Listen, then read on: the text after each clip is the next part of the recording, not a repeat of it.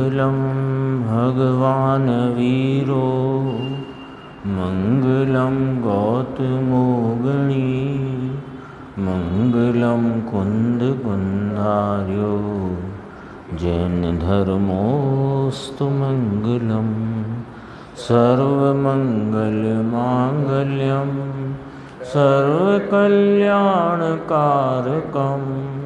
प्रधानं सर्वधर्माणां जैनं जयतु शासनं सहजानंद चैतन्य प्रकाशाय महीयसे नमो अनेकांत विश्रांति महिमने परमात्मने। आचार्य कुंद कुंद देव द्वारा रचित पंचास्तिकाय संग्रह नाम का ग्रंथ है। इसमें 27 नंबर की गाथा, जिसमें जीव द्रव्य का, संसार अवस्था वाले जीव द्रव्य का सोपाधिक रूप और निरूपाधिक रूप का नए विलास से वर्णन किया। तो इसमें काफ़ी अनेक बोलों से चर्चा आई है। अपन थोड़ा सा उन बोलों को एक बार रिवीजन में ले लेते हैं।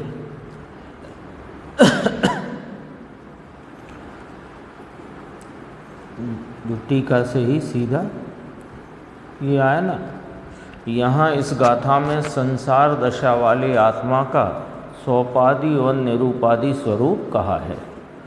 आत्मा निश्चय से भाव प्राण को धारण करता है, इसलिए जीव है, और व्यवहार से यानी असद्भूत व्यवहारने से द्रव्य प्राण को धारण करता है, इसलिए जीव है। एक तो ये वाली बात आई। फिर दूसरा कहा, निश्चय से चित स्वरूप होने के कारण चेतयिता नाम चेतने वाला है, और व्यवहार से यानी सद्भूत व्यवहार नय से चित्त शक्ति युक्त होने से चेतयिता है। यानी गुण गुणी का जो भेद आया तो उसमें सद्भूत व्यवहार से इसे चेतयिता कहा।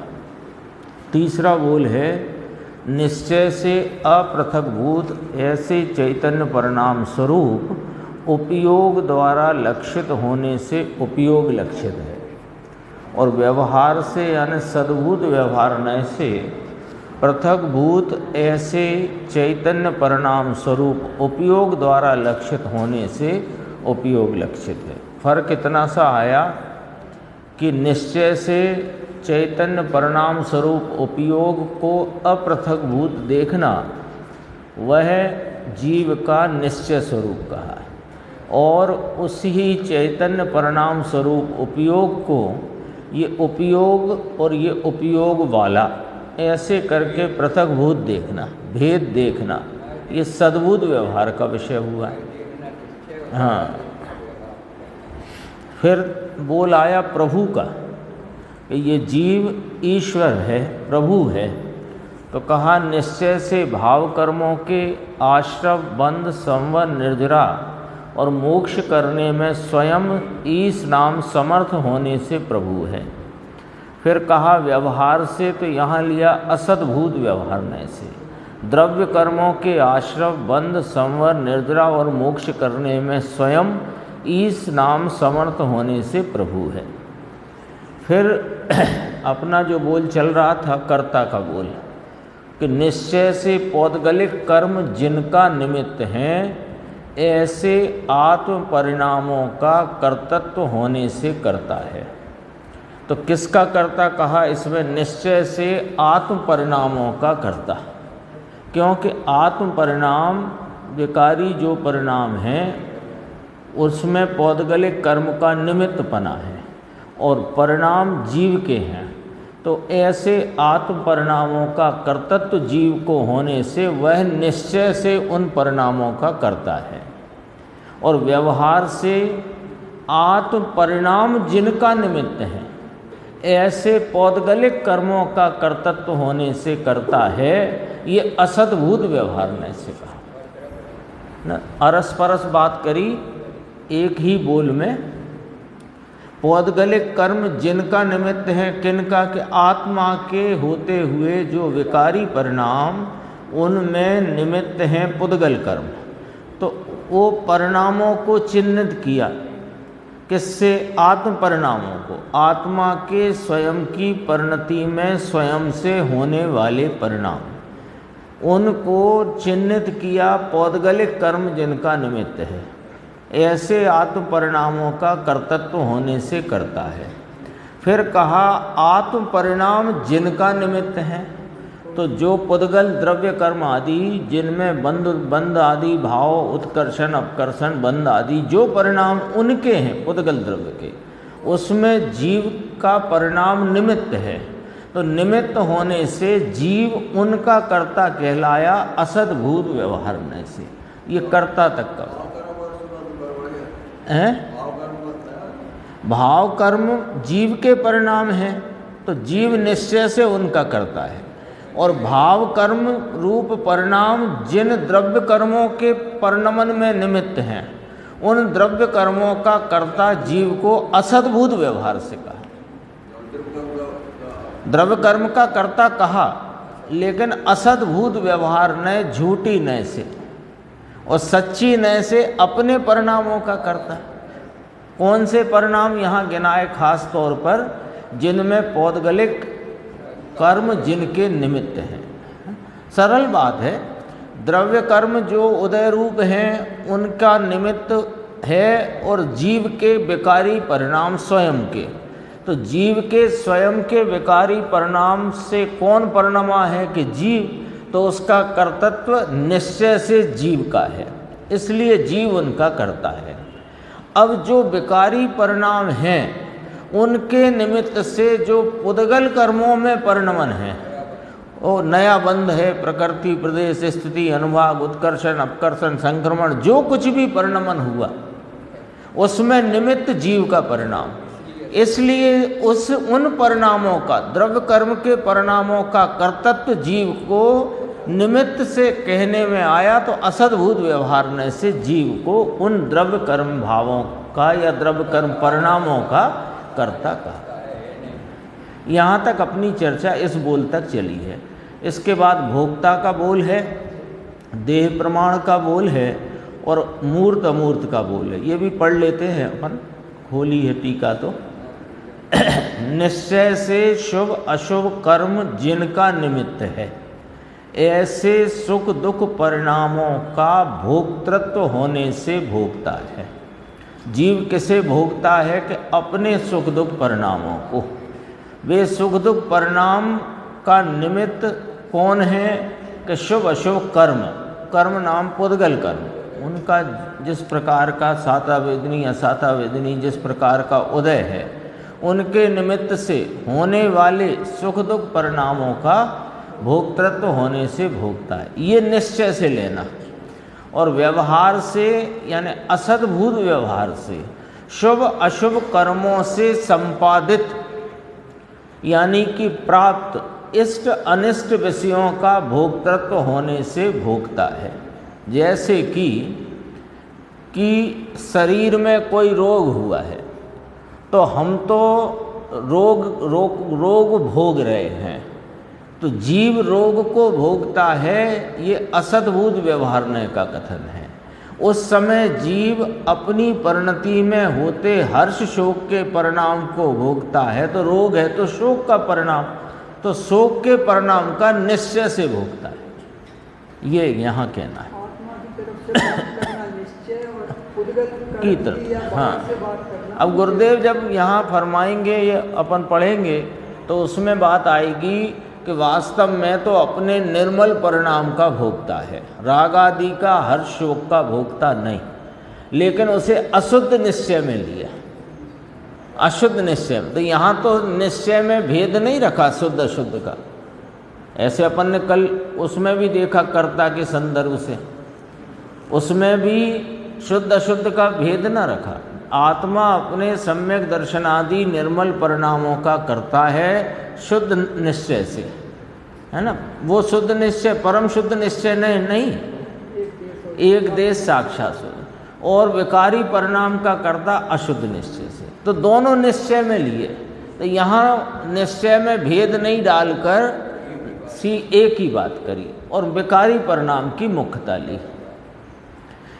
अब ये अगला बोल है, निश्चय से लोक प्रमाण होने पर भी विशिष्ट अवगाह परिणाम की शक्ति वाला होने से नाम कर्म से रचित छोटे बड़े शरीर में रहता हुआ व्यवहार से सद्भूत व्यवहार से देह प्रमाण है। यहाँ सद्भूत व्यवहार लिया, देखो अपना आकार है इसलिए सद्भूत व्यवहार लिया।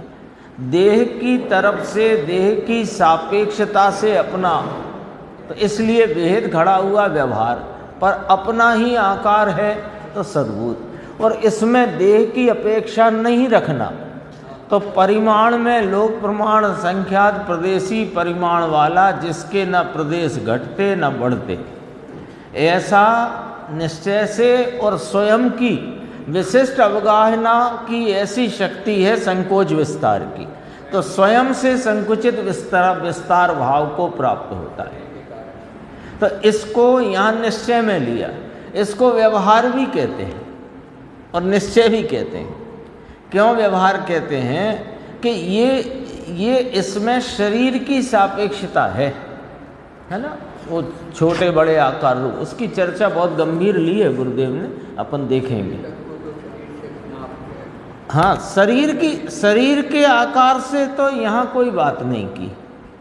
तो यदि शरीर के आकार की बात करें, और शरीर के आकार को आत्मा का आकार नहीं कहा गया, शरीर की सापेक्षता से आत्मा का आकार वो सद्भुत व्यवहार का विषय हुआ, और उसकी स्वयं की संकोच विस्तार से होती हुई संकुचन विस्तार रूप उसका परिणाम वो निश्चय, और लोक प्रमाण संख्यात प्रदेशी परिमाण वो निश्चय। दो अलग अलग बातें हैं, दोनों निश्चय में आई। लोक प्रमाण संख्यात प्रदेशी परिमाण नाप, ये भी निश्चय से जीव का, और जो संकोच विस्तार है वर्तमान परिणमन वो भी निश्चय से, और उसको देश की अपेक्षा से देखना देह प्रमाण वो सद्भुत व्यवहार का विषय। इसका बहुत अच्छा खुलासा अपने को अभी मिलेगा दूसरे भाग में। ये तो पूरा हो रहा है, हाँ, दूसरे भाग में है। देखो अगला बोल है कि इसमें पहले व्यवहार लिया, बाद में निश्चय लिया। हाँ, नहीं, देह के आकार को देखोगे जैसे नहीं कि क्या देख रहे हैं, देख क्या रहे हैं, विषय क्या है, विषय क्या है, ये देह का आकार है ना। तो देह का आकार देखना तो आत्मा का आकार देखना नहीं है। देह की सापेक्षता से, देह की अपेक्षा से आत्मा का वर्तमान आकार, तो देखा क्या, विषय क्या बना, आत्मा का वर्तमान आकार रूप प्रदेशत्व गुण का परिणाम। उसको देह अपेक्षा देखना वो व्यवहार है। तो देखा क्या गया है कि अपना परिणाम, अपना प्रदेशत्व गुण, उसका अपना परिणाम, तो वो सद्भुत व्यवहार से। गुरुदेव खुलासा करेंगे इसकी, करेंगे बिल्कुल, उसमें अपन देखेंगे। हाँ भाई, विषय कौन है, विषय कौन है और किस तरफ से, जैसे निमित्त आदि से कथन है ना। अभी जैसे आया पुद्गल कर्म जिनका निमित्त है, ऐसे आत्म परिणाम निश्चय से वो कर्तृत्व है आत्मा को उसका। कर्म से बात किया था ना, तो उनको असद्भूत में डाला। किसको? ऊपर अपन ने जो कहा ना, ये जो कर्तृत्व, हाँ, उसमें बेकारी परिणाम को लिया ना। हाँ, लेकिन हाँ, शरीर वाले उसमें सद्भूत में डाला। लेकिन ये क्या है कि ये जीव का अपना स्वयं का आकार है ना। इसमें बेकारी परिणाम राग देश का, इसमें निमित्तपना कहाँ है? इसका जो संकोच विस्तार है उसको अभी अपन विचार में ले लो अच्छे से, कि जो जीव है वो लोक प्रमाण असंख्यात प्रदेशी परिमाण वाला है, परिणाम वाला नहीं। ये ख्याल में रखना, क्योंकि सिद्ध भी कोई केवली समुद्घात के समय की बात छोड़ दो, बाकी तो सिद्ध भी अपने चरम शरीर से कुछ न्यून आकार प्रमाण में ही सादे अनंत काल रहते हैं, है ना। तो निश्चय है ये इसका। यदि वो निश्चय नहीं होता तो फिर सिद्धों का आकार लोक प्रमाण असंख्यात प्रदेश होना चाहिए था। तो अब देखो, लोक प्रमाण असंख्यात प्रदेशी परिमाण, ये निश्चय परिमाण नाप, और स्वयं की विशिष्ट अवगाहन शक्ति के कारण उसमें स्वयं के प्रदेशत्व गुण का संकोच विस्तार रूप परिणाम, वो भी निश्चय, और उस परिणाम को देह सापेक्ष देखना, ये सद्भूत व्यवहार।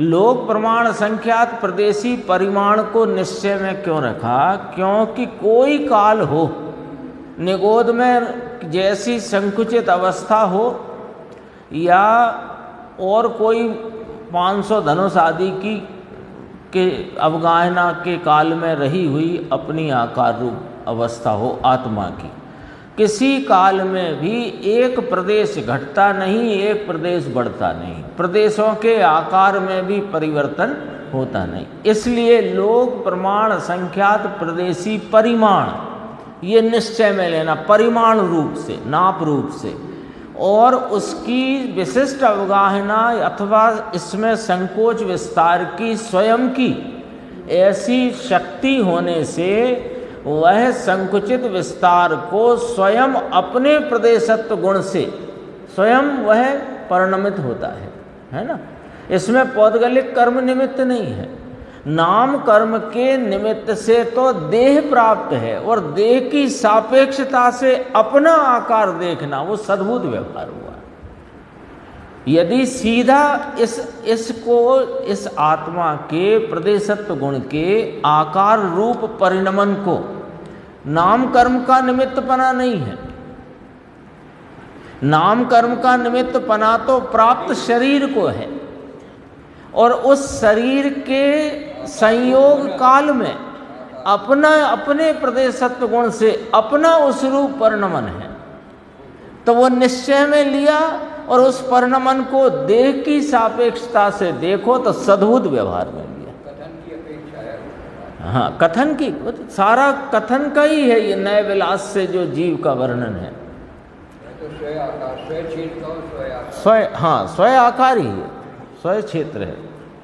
अब यहाँ व्यवहार लिया अंतिम बोल में पहले, और निश्चय लिया बाद में। व्यवहार से यानी असद्भूत व्यवहार से, कर्मों के साथ एकत्व परिणाम के कारण, मूर्त होने पर भी कर्म मूर्त है, और कर्मों के साथ इसका संयोग अनादि से चला आया, तो इसको भी मूर्त कहा व्यवहार से। कौन से व्यवहार से? असद्भूत व्यवहार से। और हाँ, बस निश्चय से अरूपी स्वभाव वाला होने के कारण अमूर्त है। फिर कहा निश्चय से पुद्गल परिणाम को अनुरूप चैतन्य परिणामात्मक कर्मों के साथ कर्म संयोग, एक बोल ये भी है। उसके बाद मूर्त अमूर्त के बाद अब यहाँ निश्चय लिया पहले।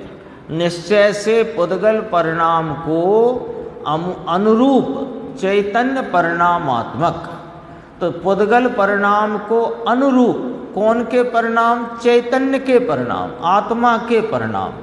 बिन तो जो अनुरूप कौन है? आत्मा के परिणाम। तो निमित्त कौन हुआ? पुद्गल का परिणाम। अनुकूल है वो निमित्त होता है, जो अनुरूप है वो नैमित्तिक होता है। तो पुद्गल परिणाम को अनुरूप चैतन्य परिणामात्मक कर्मों के साथ संयुक्त होने से कर्म संयुक्त है। सरल एकदम। भाव कर्म से संयुक्त होने से निश्चय से जीव कर्म संयुक्त है। और व्यवहार से, असद्भूत व्यवहार से चैतन्य परिणाम को अनुरूप, चैतन्य परिणाम जीव के रागादि परिणाम जिसमें निमित्त हैं, ऐसे पुद्गल परिणाम। तो पुद्गल परिणामात्मक कर्म, उनके साथ ये जीव संयुक्त है। तो द्रव्य कर्म के साथ संयुक्तता कहना वो असद्भूत व्यवहारण्य का विषय है, और भाव कर्म के साथ संयुक्तता कहना ये निश्चय का विषय है, यद्यपि ये अशुद्ध निश्चय में जाएगा। अब अपन चलते हैं अपने बोल की तरफ। निश्चय व्यवहार का तो जे क्या कथन करना है, किस बात को बताना है, उसके अनुसार नए बदलते हैं, है ना। अब यहाँ राग को आत्मा का कहना निश्चय, और 11वीं गाथा समय सार में ज्ञान वह आत्मा वह सद्भूत अनुपचरित व्यवहार। ज्ञान जो इसका स्वभाव है, पर स्वभाव और स्वभाववान ऐसा जो भेद खड़ा किया, इसमें भी वो आ चुकी चर्चा। उपयोग और चित शक्ति के दो बोल जो आ गए, चेतयिता के और उपयोग लक्षित के। अपन चलते हैं जो अपनी चर्चा चल रही थी उसमें। हाँ, गजब का है ये 27वीं गाथा का प्रकरण, बहुत ही अद्भुत है। हाँ, 635 गुरुदेव ने स्वयं कहा इसमें, अपने आप से पढ़े तो कुछ समझ नहीं आए। हाँ, तो धीरे धीरे उसमें क्या कहाँ क्या प्रयुक्त किया है उसका, और समझने का मैं तो अपना व्यक्तिगत तरीका बताता हूँ जो है, मैं अपने प्रयोग में लेता हूँ कि नक्शा बनाते चलो। नक्शा जैसे अपन कुछ भी हो ना, तो जैसे बोर्ड पे ड्राइंग करते हैं तो वो नक्शा चित्त में बनाते चलो, तो बात क्या कह रहे हैं, कौन निमित्त, तो वो ख्याल में जल्दी आ जाता है। अपन आए हैं इसमें हिंदी वाले में 635 पेज, ये बात गुरुदेव, ये पंडित टोडरमल जी की गुरुदेव ने यहाँ याद करी। कहा ना मोक्ष मार्ग प्रकाशक में टोडरमल जी ने ऐसा कहा कि विकार तू करे और दूसरे के ऊपर उसका कर्तृत्व डाले, ऐसी अनीति जिनाज्ञा माने तो संभव नहीं है। संभवे नाही, ऐसा उनने ढूंढारी में लिखा है। मोक्ष मार्ग प्रकाशक में कहा है ऐसी अनीति अन्याय। क्या अनीति अन्याय है कि विकार तू करे और कर्म के ऊपर डाले, ये अन्याय है। यदि जिनाज्ञा मानते हो तो ऐसी अनीति संभव नहीं, और यदि ऐसी अनीति में पड़े हो तो तुम जिनाज्ञा मानते नहीं। ये मतलब है इसका कहना चाहते। कर्तृत्व का बोल चलता था ना अपना, उस संदर्भ में ये याद किया। अब उसी कर्तृत्व के बोल को व्यवहार से यहाँ पर जो घटित किया उसकी यह चर्चा है। देखो, व्यवहार से असद्भूत व्यवहार न से आत्म परिणाम जिनका निमित्त है। सामने कर्म जो बंधते हैं ना, तो वे कर्म बनते हैं वे उसके उपादान उसकी योग्यता से। कल अपनी उपादान निमित्त की भी चर्चा बहुत विस्तार से गुरुदेव ने इसमें अपने को समझाई। कर्म जो बंधते हैं वे उसके उपादान उसकी योग्यता से, और जीव का विकारी परिणाम निमित्त है। तो निमित्त होने से आत्म परिणाम जिनका निमित्त है, अर्थात विकारी परिणाम जिसका निमित्त है। जिसका, देखो गुरुदेव समझाने की शैली देखो, जिसका, आत्म परिणाम की बात नहीं चल रही। आत्म परिणाम जिसका निमित्त है, किसका? कि पौद्गलिक कर्मों का। तो पौद्गलिक कर्मों का जीव के परिणाम निमित्त होने से असद्भूत व्यवहार से जीव को उसका कर्तृत्व कहा गया। ऐसे पौद्गलिक कर्मों का कर्तृत्व होने से व्यवहार से उसका कर्ता है जीव। असद्भूत व्यवहार नय से, झूठे नय से। झूठा नय क्या है कि है नहीं करता, और करता कहना, ऐसा व्यवहार। व्यवहार का तो सिस्टम ही है। ऐसे व्यवहार नय से, असद्भूत व्यवहार नय से कहा जाता है। समझ में आया? इसमें दो लिए का अर्थ है कि अशुद्ध निश्चय और शुद्ध निश्चय न करके और फिर व्यवहार करके, ऐसे तीन न लिए, निश्चय और व्यवहार सीधा लिया है।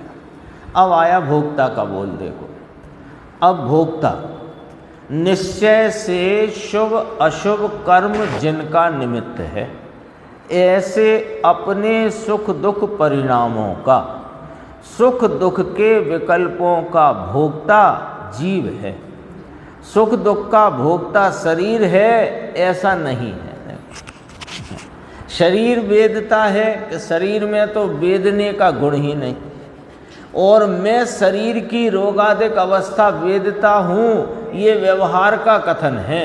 निश्चय से तो उस समय उपजे हुए जो हर्ष शोक के भाव हैं जैसे भी, उनका भोक्ता है।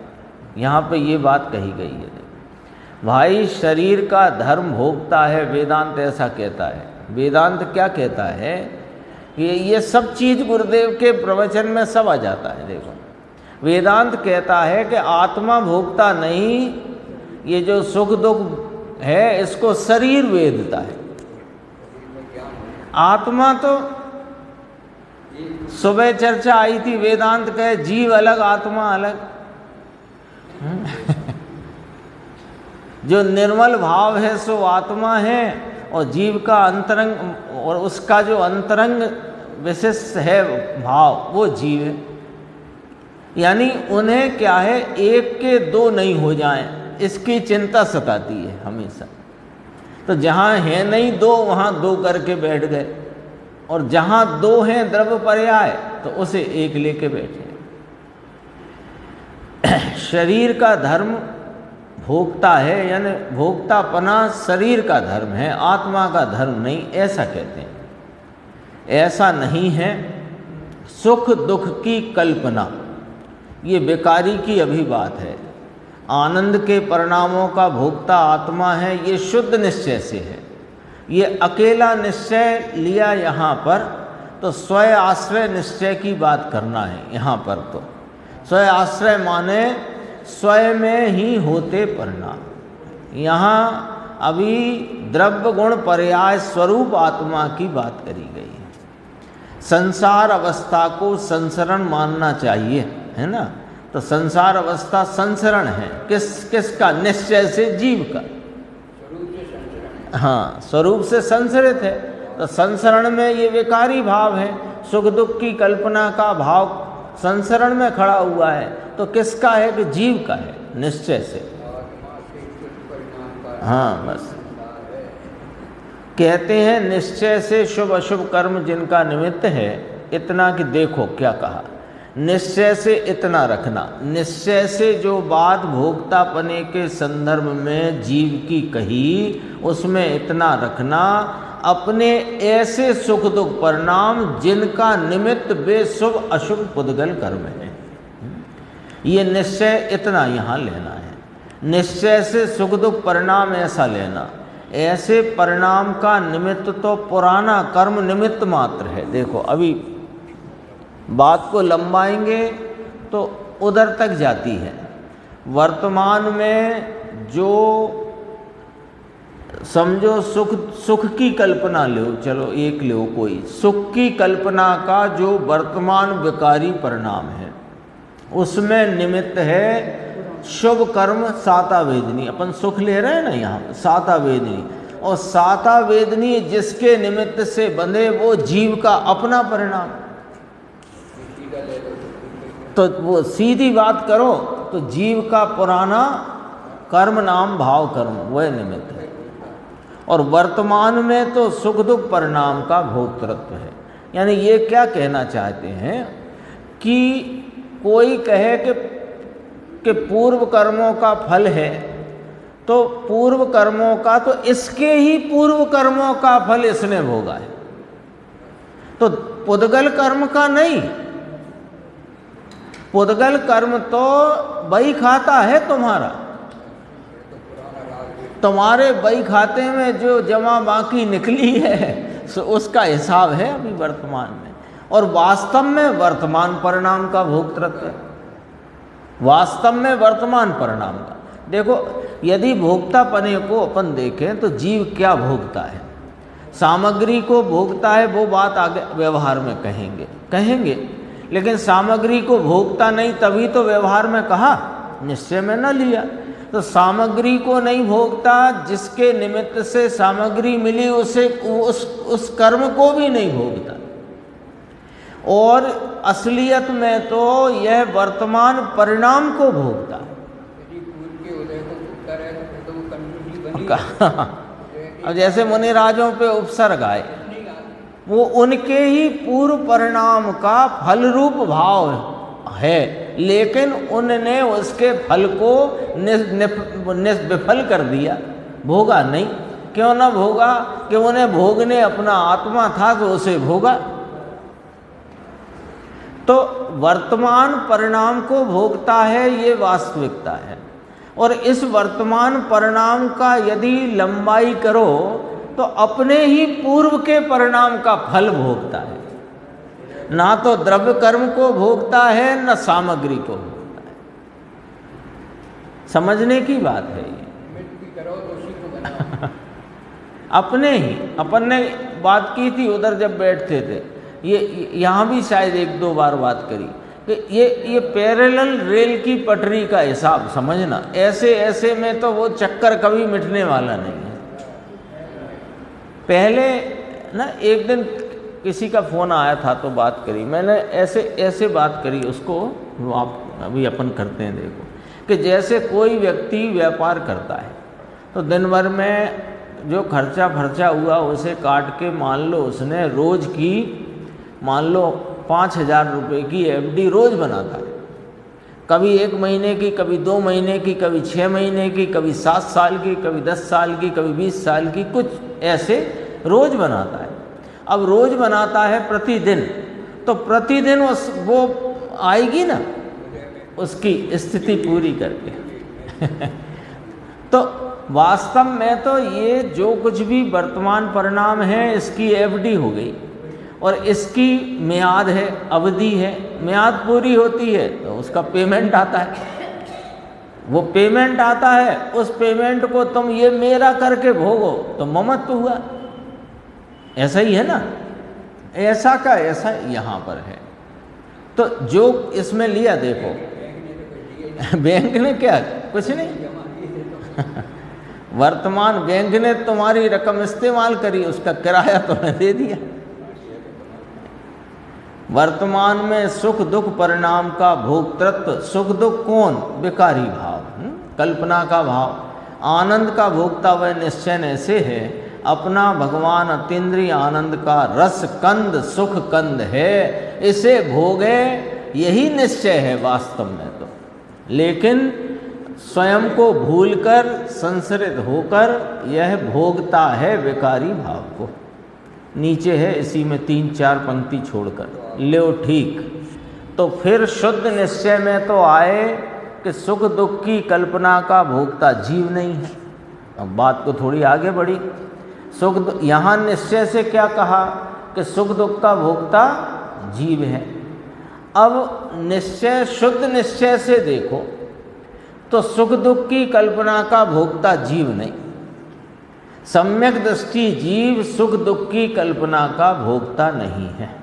क्योंकि सम्यक दर्शन में तो शुद्ध द्रव्य आनंद स्वरूप का भान है, तो भान में भान की दशा प्रकट होती है। वहाँ सुख दुख की कल्पना का भोक्ता जीव नहीं है, परंतु यहाँ सामान्य जीव की व्याख्या करना है। इसलिए उसके सुख दुख की कल्पना का भोक्ता जीव है, सुख दुख कर्म भोगता है, शरीर भोगता है, ऐसा नहीं है।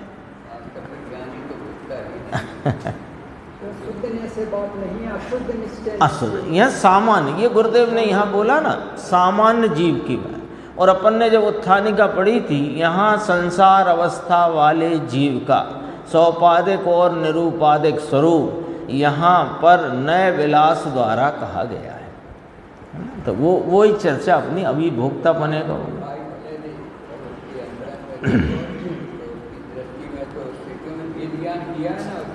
अब अपना पेज 637 पे देखो, एक पंक्ति है बोल्ड अक्षर, इसमें गुरुदेव ने क्या कहा। कहते हैं कि सुख दुख परिणामों का भोक्तृत्व होने से भोगता है, निश्चय से।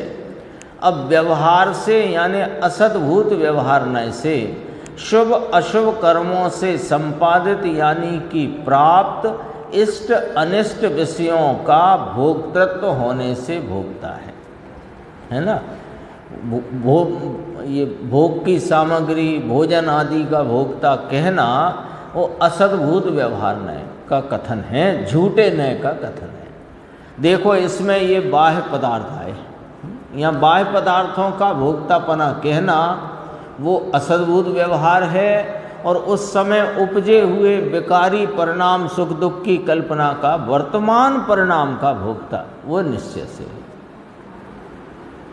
और यहाँ देखो अमृतचंद्र आचार्य की हवाला दे के कहते हैं, देखो पाठ अमृतचंद्र आचार्य कहते हैं, शुभ अशुभ कर्मों से अर्थात शुभ साता वेदनीय और अशुभ असाता वेदनीय से संपादित नाम प्राप्त इष्ट अनिष्ट विषय अनुकूल सामग्री प्रतिकूल सामग्री का भोक्तृत्व होने से, है ना, व्यवहार से।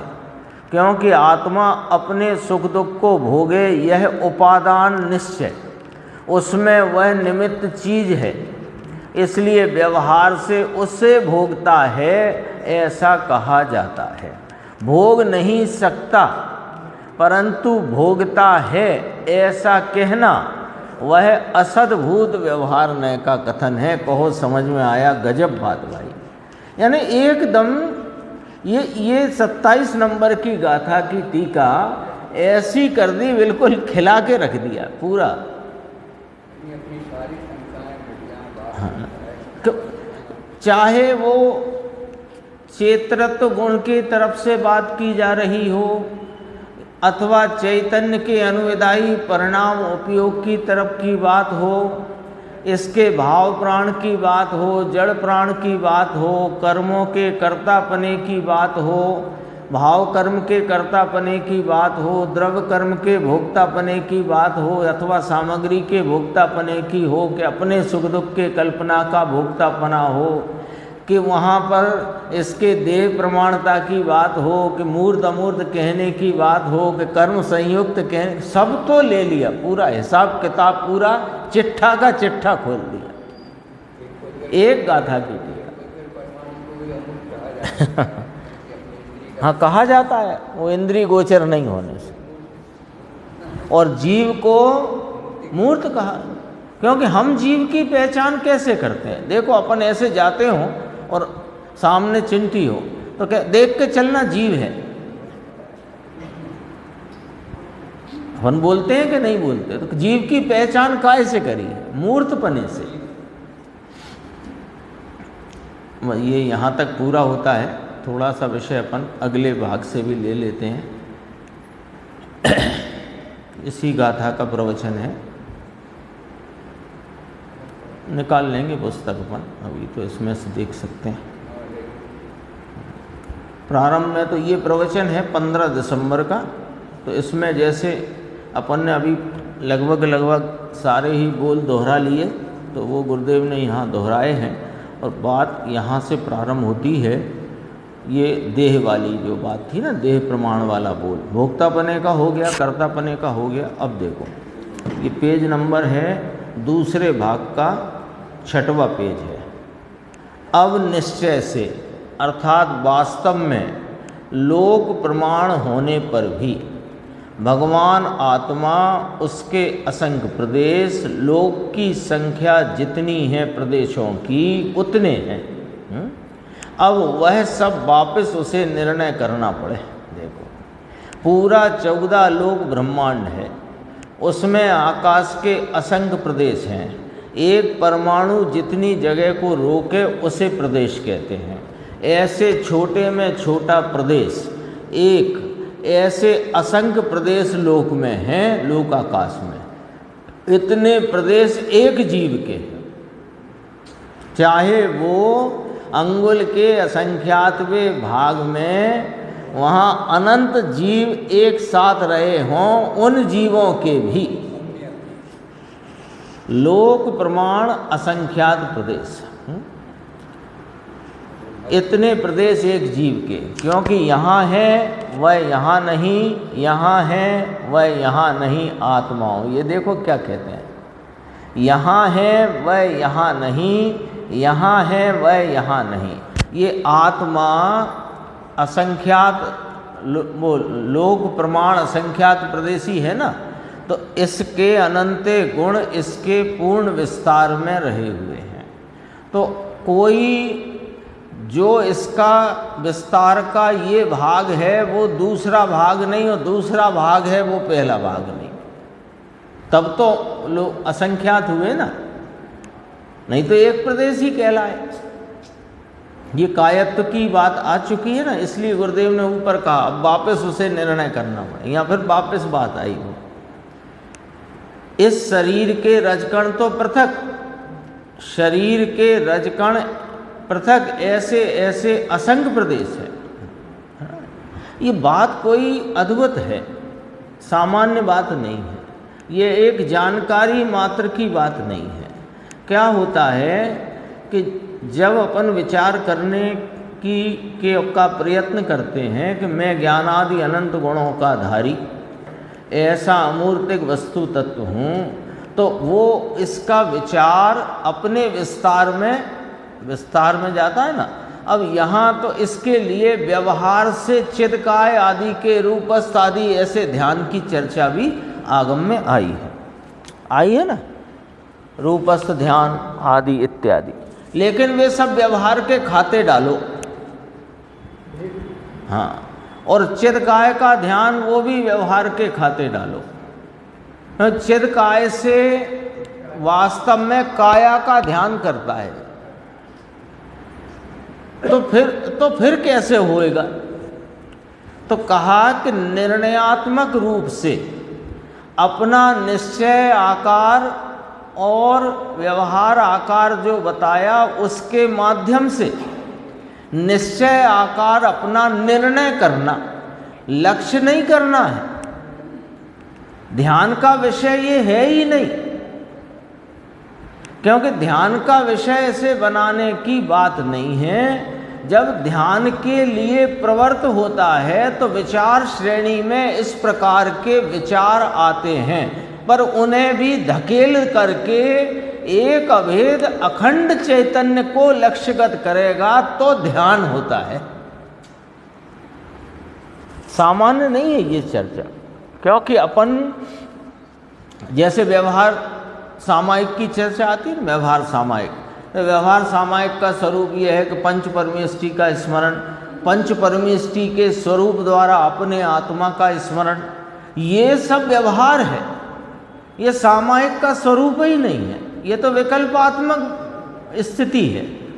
ये तो जब स्वयं के स्वरूप को ध्याने के लिए अपने जो साम्य स्वरूप आत्मा है उसको साम्य भाव से ध्याने के लिए जब प्रवृत्त होता है तो इस प्रकार की वृत्ति होती है। तो देह की कैसी होती है तो उसका वर्णन आता है कि पद्मासन में इस प्रकार यों सब वर्णन आता है, लेकिन वहाँ लक्ष्य रख कर के ध्यान हो सकता है क्या? नहीं हो सकता। अरे तो इस चैतन्य आकार का, हम तो चैतन्य आकार का ध्यान करते हैं, चैतन्य आकार के ध्यान से भी वस्तु का ध्यान नहीं होता। ये पॉइंट पकड़ना जरा। और जो इसमें चर्चा आई अभी अभी अपन ने टीका से पढ़ी है कि देह सापेक्ष देखने को व्यवहार कहा, देह देखना तो महा व्यवहार भी नहीं कहा, समझो। जो इसमें आई ना चर्चा जीव का स्वरूप अभी चल ही रही है, देह की सापेक्षता से अपना आकार देखना ये सद्भूत व्यवहार में डाला है ना। तो देह का आकार देखना ये तो बात ही नहीं है, और देह के सापेक्षता से अपना आकार जानना, अभी देख लो ये जानने का विषय है, लेकिन ध्यान का तो विषय ये भी नहीं है। तो व्यवहार और व्यवहार का विषय दोनों को छोड़ना है। हाँ, तो व्यवहार से क्या हुआ कि मेरा ज्ञान गुण सर्वव्यापक है, ये बात छोड़ना पड़ेगी, क्योंकि ऐसा है नहीं। तो यथा स्थिति का भी ज्ञान करना, लेकिन ज्ञान के बाद ध्यान इसका नहीं करना, ये तो विकल्पात्मक भूमिका है। ऐसे ऐसे ध्यान नहीं होता। ध्यान के पहले इस प्रकार के विकल्प होते हैं, लेकिन ये ध्यान नहीं होता। ध्यान तो अनंत गुणात्मक अभेद वस्तु जो अपन ने निर्णय में निर्धारित की हो, उसमें सब उस निर्णय का भी विकल्प छोड़कर एक निर्णीत वस्तु को लक्ष्यगत करेगा तो ध्यान होता है। जहाँ ध्यान ध्याता देह का विकल्प भी जहाँ नहीं होता। तो ये वाला पॉइंट अपने को ये इस एंगल से समझने लायक है, ये कहना चाहते थे। ये विषय तो ध्यान का नहीं है, ज्ञान का ही है, लेकिन वो अपने को समझना चाहिए। देखो गुरुदेव ने क्या कहा, इस लोक की संख्या में, इस लोक में संख्या से जितने प्रदेश हैं, तथापि ऐसा होने पर भी, अब देखो एक पहले नाम बताया, लोक प्रमाण होने पर भी ये लिया ना कि कितने प्रदेश हैं एक जीव के लोक प्रमाण असंख्यात प्रदेश, एक प्रदेश घटता नहीं, एक प्रदेश बढ़ता नहीं। चाहे अवगाहना निगोद वाले शरीर में हो कि चाहे अवगाहना 500 धनुष की हो, जो भी हो, कोई उसमें, और वो तो एक मत्स्य आता है ना, कितना है वो योजनों में है, वो तो 1000 योजन का। तो वो वैसी अवगाहना हो तब भी एक प्रदेश घटता नहीं, एक प्रदेश। अब इतना रख लो, अब इसे जरा पेटे में रख लो। ऐसा होने पर भी विशिष्ट अवगाह परिणाम की शक्ति वाला होने से, देखो अब देखो बात को, ये स्वयं के ही अवगाहन में छोटा बड़ा होना, ऐसी शक्ति स्वयं की है। इसमें नाम कर्म के निमित्त से मिले हुए शरीर से ये छोटा होता है, गलत बात है। बड़ा होता है, ये है ही नहीं बात। स्पष्ट बोला है गुरुदेव ने। देखो स्वयं के ही अवगाहन में छोटा बड़ा होना, ऐसी शक्ति स्वयं की है। छोटे शरीर में छोटा रहे अपनी शक्ति से, और बड़े शरीर में उतना होए अपनी शक्ति से, ये निश्चय में लेना है। क्यों? ये चर्चा याद होगी, इसी ग्रंथ की पूर्व की गाथाओं में आ गई है कि यदि ये संकोच विस्तार रूप स्वयं के आकार का अवगाहन यदि निश्चय से नहीं मानोगे, तो सिद्धों को फिर लोक प्रमाण असंख्यात प्रदेश में होना चाहिए था। लेकिन वे सिद्ध भगवंत तो चरम शरीर से कुछ न्यून आकार में साधी अनंत काल, अब उनके संकोच विस्तार नहीं होता। वो क्यों नहीं होता? स्वयं की शक्ति से, उसकी योग्यता से। देखो ऐसा एक ही शरीर में बड़े सांड जैसा शरीर हो और 6 रोग हो जाए तो चिड़िया जैसा टैटू हो जाए। लिया इसमें 6 महीने 6 रोग हो जाए तो बिल्कुल हड्डी बसली बाहर आ जाए, है ना। वो सब वर्णन लिया, किसी को याद करके लिया गुरुदेव ने।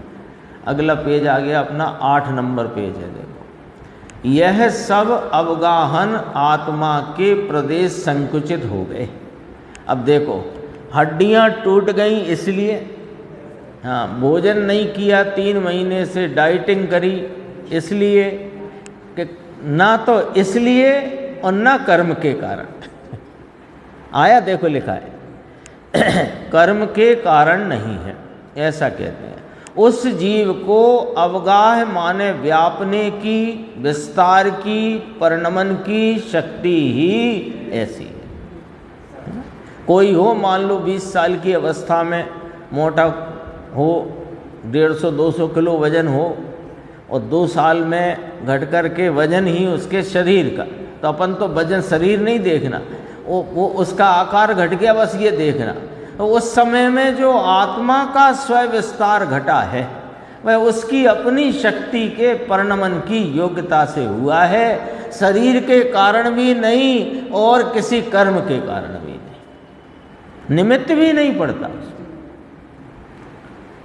देखो, विशिष्ट अर्थात खास, अवगाहन अर्थात शरीर प्रमाण व्यापना, परिणाम अर्थात अवगाहना परिणाम। परिमाण की बात पहले कर दी, लोक प्रमाण असंख्यात प्रदेश, परिमाण। अब परिणाम की बात है, पर्याय उस जाति की अवगाह परिणाम की शक्ति वाला होने से नाम कर्म से रचित, अब व्यवहार आता है, नाम कर्म से रचित छोटे बड़े शरीर में रहता हुआ, कहो समझ में आया, व्यवहार से यानी सद्भूत व्यवहार न से पर्याय का अवगाहन हुआ है ना। आत्मा के अपने प्रदेशत्व गुण के स्वयं आकार का परिणमन पर्याय उसका अपना आकार है।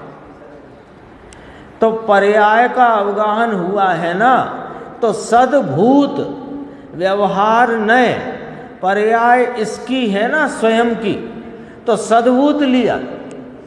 और व्यवहार क्यों लिया?